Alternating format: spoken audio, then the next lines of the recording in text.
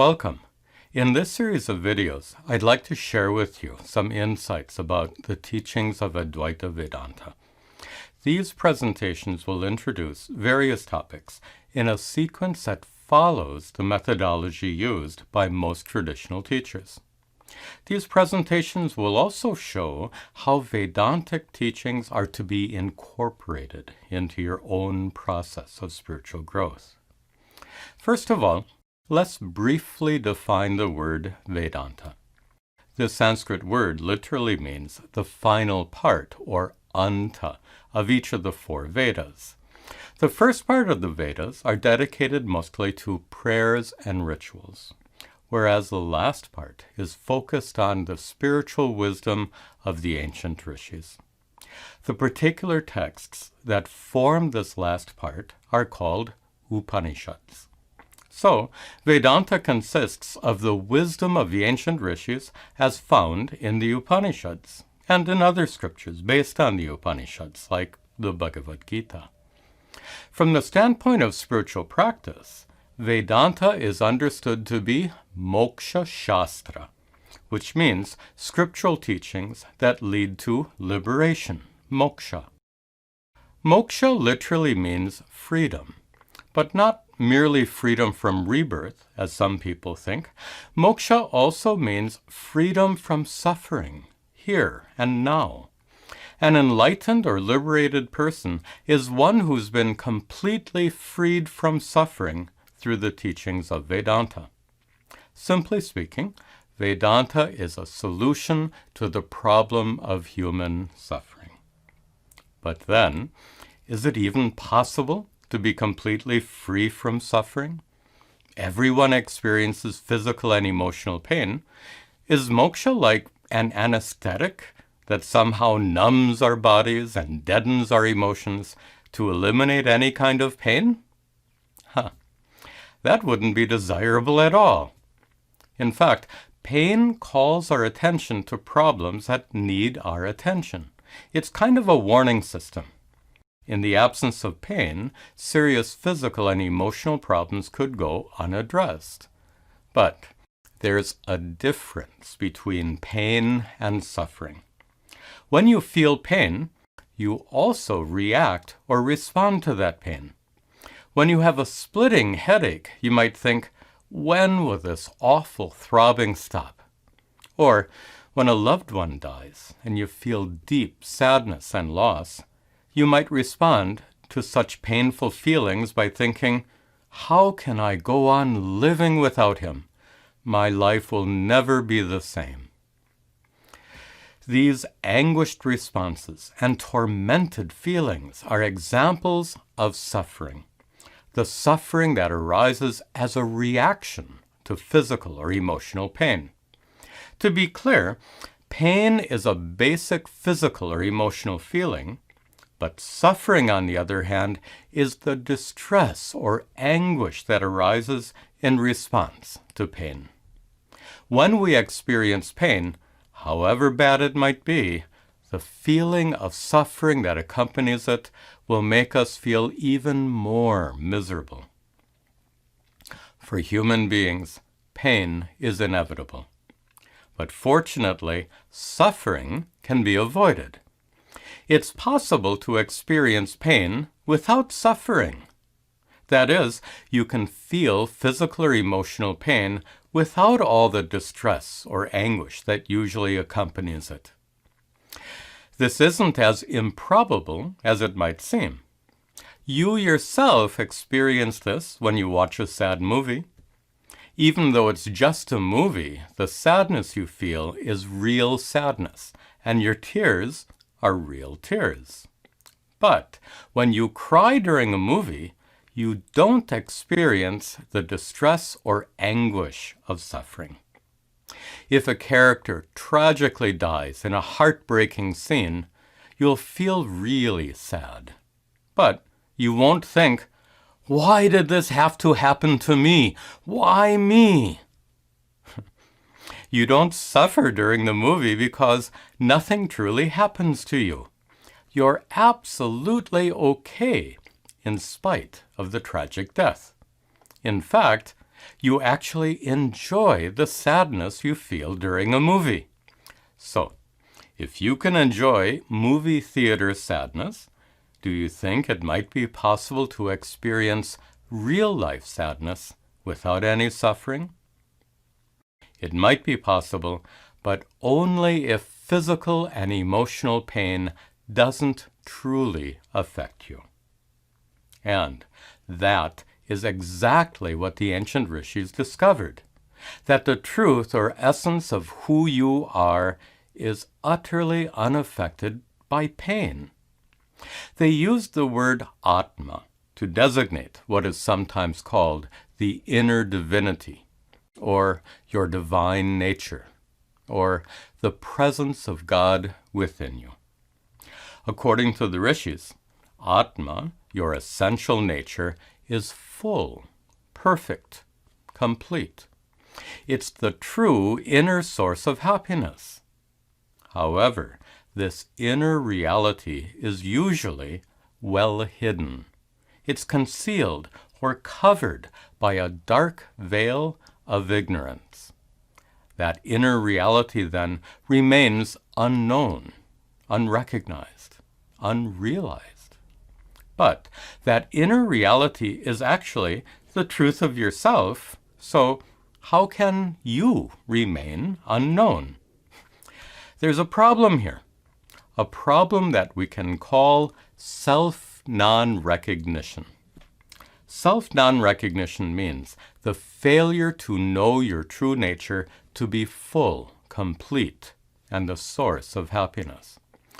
Self-non-recognition is a fancy term that simply means ignorance of your true self, Atma. This veil of ignorance conceals the divine reality hidden within you, so it must be removed. Ignorance, of course, is removed by knowledge. And ignorance in the form of self-non-recognition is removed by knowledge of the true self, Atma. This self-knowledge, or Atma Vidya, can be gained through the teachings of Vedanta. These teachings lead you step by step to discover what the ancient rishis discovered. The discovery of your true nature is called liberation or moksha because it results in complete freedom from suffering. You yourself can be free from suffering when you discover that your essential nature is utterly untouched by pain, and that you are okay no matter what. Now, we all want to be free from suffering. We all share that desire. Desire, or kama, is a basic universal feeling. We desire whatever it is that can remove suffering and produce happiness. In fact, desire seems to drive everything we do. Think about it. Going to work, what you do at home, your time with friends and relatives. All this, in one way or another, is driven by your desire to avoid suffering and enjoy happiness. Desire ultimately provides the stimulus or motivation for all our actions. It's true that your desires are likely to be different from the desires others have, but all these desires have something in common. That is, when our desires remain unfulfilled, we suffer. We feel deficient or incomplete. We feel that something is missing. But by fulfilling desires, we seek to remove that feeling of being deficient or incomplete. In other words, by fulfilling our desires, we seek fullness, completeness, and contentment. Okay, now we're ready for one of the most important questions in this inquiry. A question about the actual source of the happiness and contentment we seek through fulfilling our desires.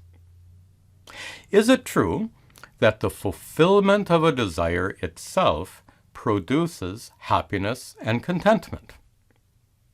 At first, this might sound reasonable, but on examination, it's easy to spot a problem. When you see a cute baby smiling sweetly, or when you watch a beautiful golden sunset, you'll probably feel happy and content, at least for a few moments. But what desire did you fulfill by seeing that smiling baby or beautiful sunset? Now you can see, without fulfilling any particular desire, you can feel happy and content. So we have to conclude that fulfilling desires is not the actual source of happiness and contentment. Then, what is the actual source of happiness and contentment? The answer to this question is found in a universal truth that you already know. The true source of happiness lies within you. The same truth was expressed by the ancient rishis. And even though many people understand this intuitively, it's really important to know how and why it's true. Here's an anecdote that will help. Long ago, when I was teaching a group of school children, I asked them, "What is the source of happiness?"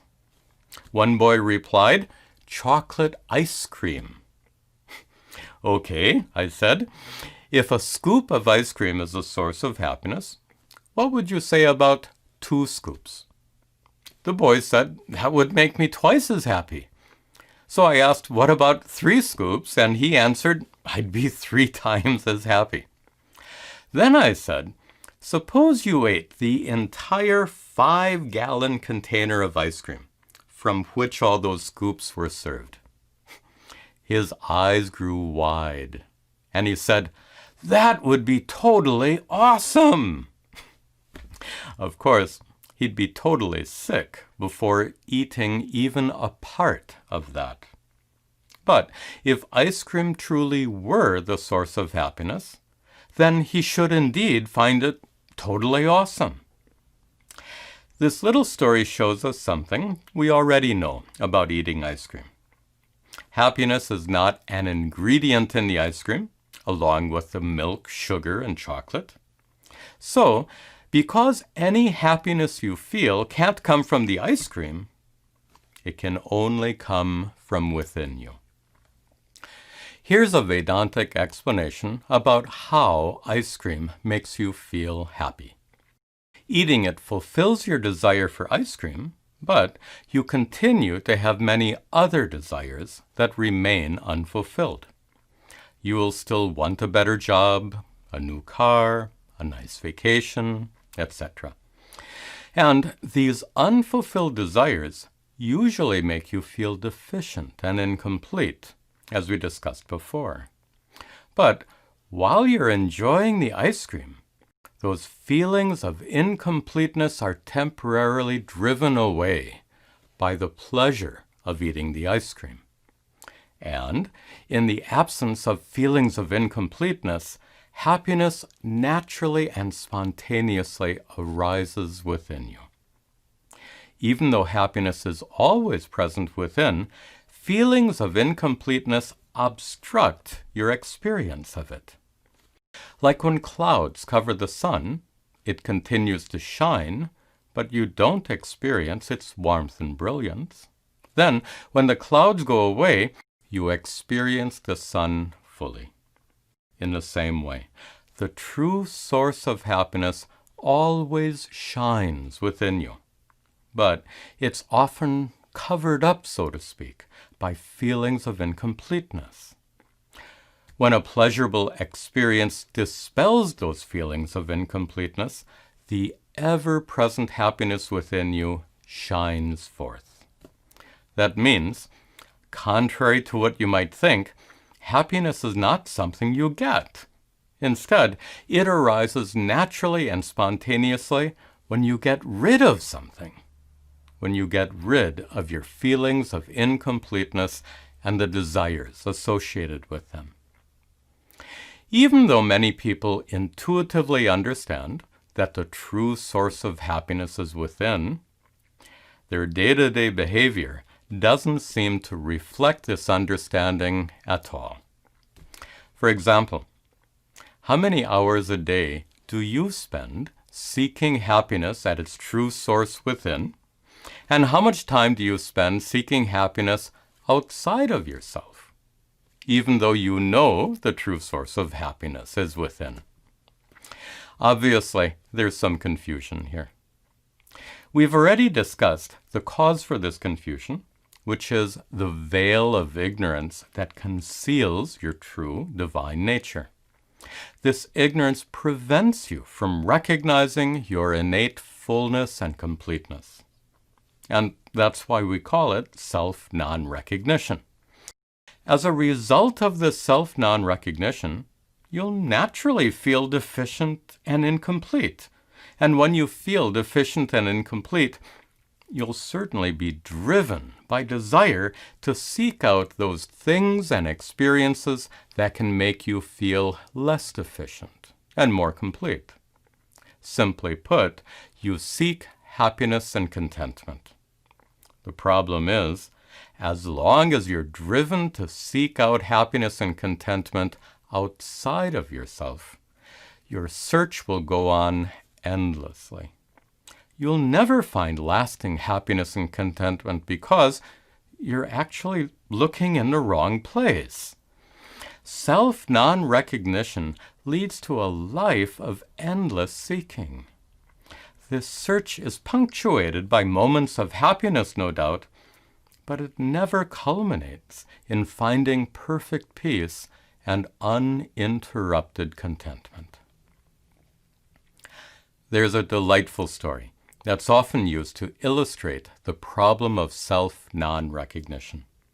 It's called the 10th man story, even though it usually refers to 10 boys. These boys were brahmacharis, religious students, who lived and studied with their guru in a traditional school, a gurukulam. When a particular religious festival was approaching, the guru instructed his 10 young disciples to go on a pilgrimage to a special temple for the celebrations. The guru himself was too old to make the journey, which required several days of travel on foot, over fields, through forests, and across rivers. When the boys were en route, one of the rivers they had to cross was too deep to wade across, and no ferry boat was available. So, one by one, they each swam across the river.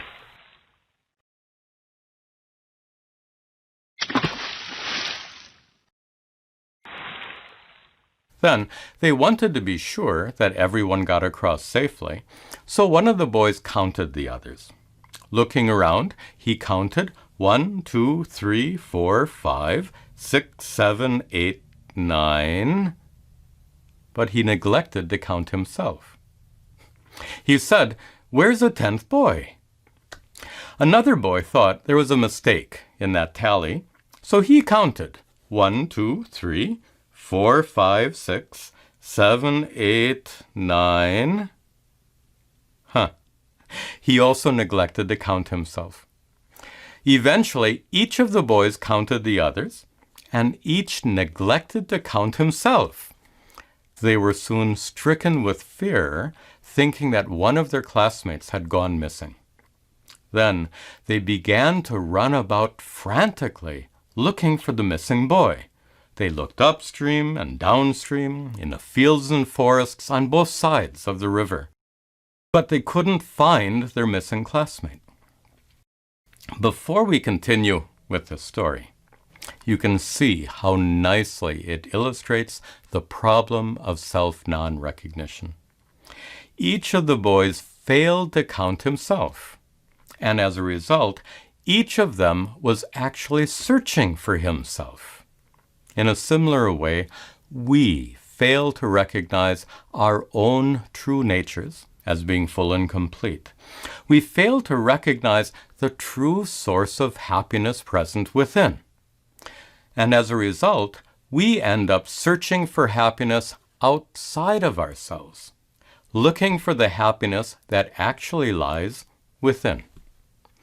The boys' frantic search was doomed to failure because they were all looking in the wrong place. In the same way, our search for happiness outside of ourselves is also doomed to failure because we too are looking in the wrong place. In spite of that, it wouldn't be so bad if our search for happiness was pleasant and enjoyable, like the game of hide and seek that children play. But our search for happiness is often not much fun. The boys were miserable while searching in the fields and forests. They felt terrible anxiety, and they were eventually exhausted by their frenzied efforts. In the same way, our search for happiness in the world is often fraught with great anxiety and frustration.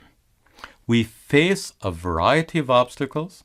We struggle to overcome a great number of difficulties, and we may eventually find ourselves exhausted by all this effort.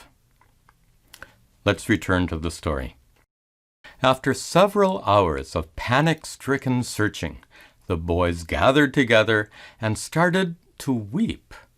They had come to the conclusion that their classmate had drowned in the river and was swept away by the current. A passerby happened to see this group of brahmacharis sobbing on the riverbank.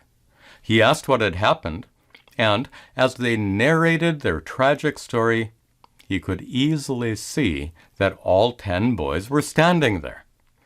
He was able to surmise that each of them had failed to count himself.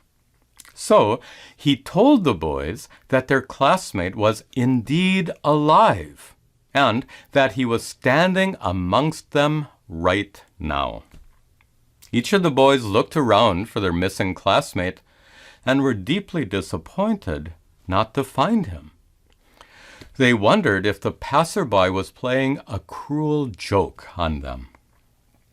The problem was, they were still looking in the wrong place. Even though the passerby told them the truth, that wasn't enough. Something more was required to dispel their ignorance. In the same way, when we are first exposed to the teachings of Vedanta, we soon learn the great truth revealed by the rishis, that our true nature is divine, full and complete.